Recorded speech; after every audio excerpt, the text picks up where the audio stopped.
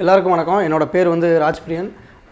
டிக்டாக்ல எல்லாரும் பார்த்துருப்பீங்கன்னு நினைக்கிறேன். லுங்கி பாய்ஸ் ராஜ்பிரியன் சொல்லுவாங்க.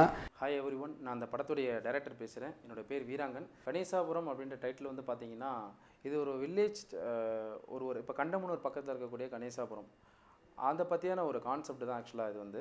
ஸோ இது எப்படி இருக்குன்னா, அந்த ஒரு வில்லேஜ்னாவே பார்த்தீங்கன்னா எப்பயுமே வந்து அது ஒரு கான்செப்ட் நம்ம மைண்டில் வச்சுருப்போம். ஸோ அதை தவிர்த்து இது வேறு மாதிரியான ஒரு கான்செப்டாக இருக்குன்றதில் வந்து நான் வந்து ஒரு ஷோராக சொல்கிறேன். ஸோ படம் வந்து வர March 12 ரிலீஸ் ஆக போகுது. ஸோ எல்லாமே போய் உங்கள் நியர்பை தியேட்டர்ஸில் போய் பார்த்துட்டு உங்களுடைய சப்போர்ட்டை எங்களுக்கு கொடுங்க. என்னுடைய முதல் படம் கணேசாபுரம். இந்த படம் தான். இந்த படத்தில் நான் ஃபஸ்ட் நான் அறிமுகமாகிறேன். எதனால் நான் அறிமுகமாகிறேன், எதனால் இந்த படம் நடிக்கிறேன் அப்படின்னு கேட்டிங்கன்னா, டிக்டாக் மூலமாக தான். டிக்டாக்ல வந்து தமிழ்நாட்டில் அதிக ஃபாலோவர்ஸ் வந்து எனக்கு இருந்துச்சு. அதை வச்சு டேரக்டர் பார்த்துட்டு எனக்கு கால் பண்ணி சொன்னார், இந்த மாதிரி வந்து உங்களுக்கு இந்த படத்தில் ஒரு ரோல் கொடுக்க போகிறோம் அப்படின்னு சொல்லிட்டு. இந்த படத்தில் ஹீரோக்கு ஃப்ரெண்டாக நான் பண்ணியிருக்கேன். என்னோடய கேரக்டர் வந்து பேர் பெத்துங்கிற கேரக்டர்லாம் இந்த படம் பண்ணியிருக்கேன். படம் நல்லா வந்திருக்கு. March 12 வந்து படம் ரிலீஸ் ஆகுது. எல்லோரும் வந்து தேட்டருக்கு வாங்க. வந்து அதாவது டிக்டாக்ல, மோஜில், இன்ஸ்டாகிராமில் என்னை ஃபாலோ பண்ணுற எல்லாரும் சேர்ந்து வந்து பார்க்கணுன்னு ஆசைப்பட்றேன். ஸோ எல்லோரும் March 12 மறக்காமல் படத்துக்கு வந்துருங்க. அப்புறம் படத்தோட ட்ரெய்லர் பார்த்துருப்பீங்கன்னு நினைக்கிறேன்.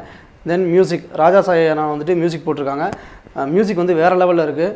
அதாவது ஒரு எக்ஸ்பீரியன்ஸான ஆள் மியூசிக் போட்டால் அப்படி இருக்கும், அந்த மாதிரி இருக்குது. 5 பாட்டுமே நல்லாயிருக்கு. நீங்கள் கேட்டு உங்களோட கமெண்ட்ஸ் சொல்லுங்கள். ஆனால் பாட்டு ரிலீஸ் ஆயிடுச்சு, நிறைய பேர் ஆல்ரெடி ரீச் ஆயிடுச்சு. என் ஃப்ரெண்ட்ஸ் எல்லாருமே நிறைய பேர் சொல்லிட்டாங்க அந்த மாதிரி பாட்டு நல்லா இருக்குது அப்படின்னு சொல்லி. அதுவே எனக்கு ஒரு பெரிய ஹாப்பி தான். இதுவே எனக்கு முதல் வெற்றின்னு நினைக்கிறேன்.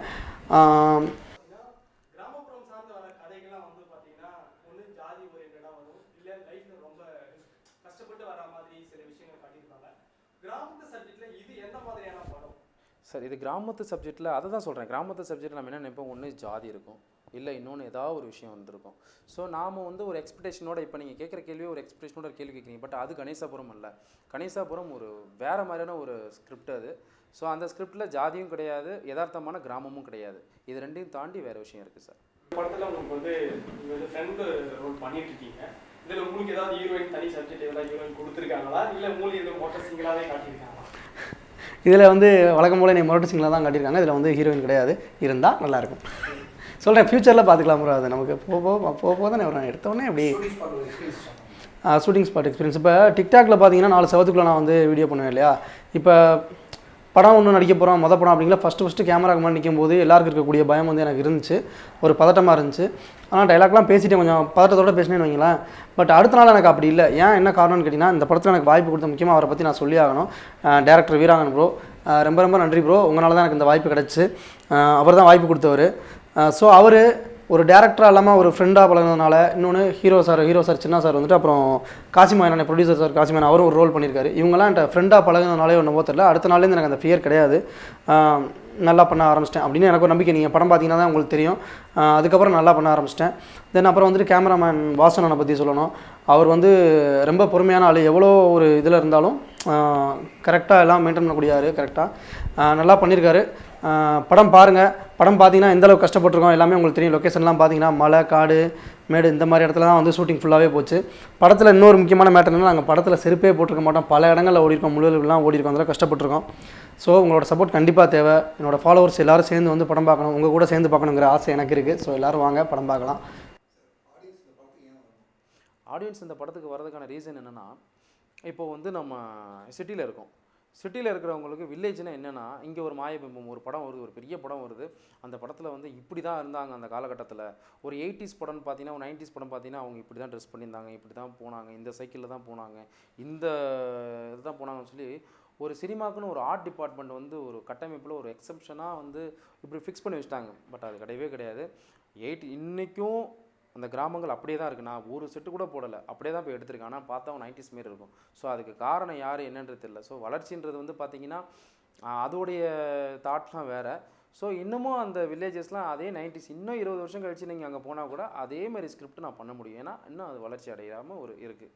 ஸோ அதனால் மக்கள் வந்து ஏன் பார்க்கணும் அப்படின்னா, அவங்களுடைய ஒரு படத்தை பார்க்கும்பொழுது ஒன்று அவங்க வளர்ச்சி அடையலையோன்ற ஒரு காரணத்துலையும் பார்க்கலாம். ரெண்டாவது இது மாதிரி இருந்துச்சான்னு சொல்லியும் பார்க்கலாம். ஆனால் நான் வந்து ஒரு சில இடங்களில் அங்கே செட்டு 90ஸ்க்கான செட்டும் போட்டோம். பட் இருந்தாலும் எனக்கு நேச்சுரலான லொக்கேஷன்ஸ்லாம் தேடி கண்டுபிடிச்சி நான் படம் பண்ணியிருக்கோம். ஸோ அட்லீஸ்ட் அந்த லொக்கேஷன்ஸ்க்காவது நீங்கள் போய் அந்த படத்தை பார்த்தீங்கன்னா உங்களுக்கு இன்னும் வந்து உங்களுக்கு ஒரு கிராமத்தை பார்த்து ஒரு ஃபீல் கிடைக்கும். கிராமத்தை பார்க்கணும் அப்படின்னா நீங்கள் கண்டிப்பாக கணேசாபுரம் படம் பாருங்கள். நாங்கள் செட் பண்ணியிருக்க டோனே வேறு மாதிரி இருக்கும். ஸோ அதுக்காக தான் சொல்கிறேன். அதை தவிர்த்து கதை, ஸ்டோரி, சாங்ஸ் எல்லாமே கரெக்டாக இருக்குது. நீங்கள் பார்க்கலாம்.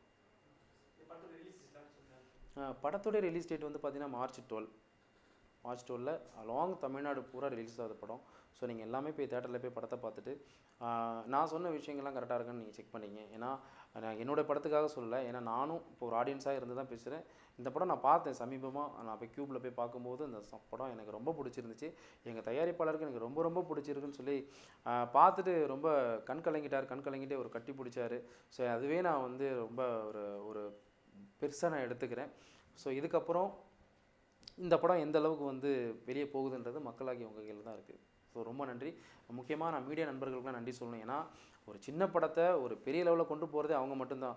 பட் இது சின்ன படம்ன்றதுலாம் கிடையாது. இதில் படத்தோட ஹீரோ வந்து பார்த்தீங்கன்னா எனக்கு ரொம்ப ஏன்னா ஒரு படம் வந்து யார் கேட்டாலும் ஹீரோ யாருன்னு தான் கேட்பாங்க. ஸோ இந்த படத்தோட ஹீரோ வந்து நம்ம பார்த்த ஃபேஸ் கட்டாகவே இருக்கும், நம்ம பழகின ஒரு ஆட்களாகவே இருக்கும். ஸோ அந்த மாதிரி இருக்கிறதுனால ஸோ இந்த படம் வந்து பார்த்திங்கன்னா முழுக்க உங்கள் கூடயே ட்ராவல் ஆகக்கூடிய ஒரு விஷயமாகவே தான் இருக்குமே தவிர புதுசாக வந்து இருக்க வாய்ப்பு இருக்காது.